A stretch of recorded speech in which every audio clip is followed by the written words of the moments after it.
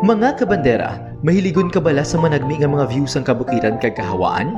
O kung luyag mo man makaangkon sang kahiluwayan tugas sang kadamo nga mga problema nga imo ginaagyan?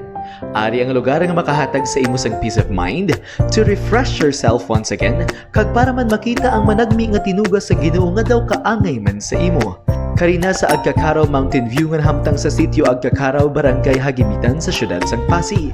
Diri ka man pwede makahangaw-hangaw kag makasimhot sang preska nga hangin nga daw kaangay lang nga ikaw ang nagapuyo sa Baguio City.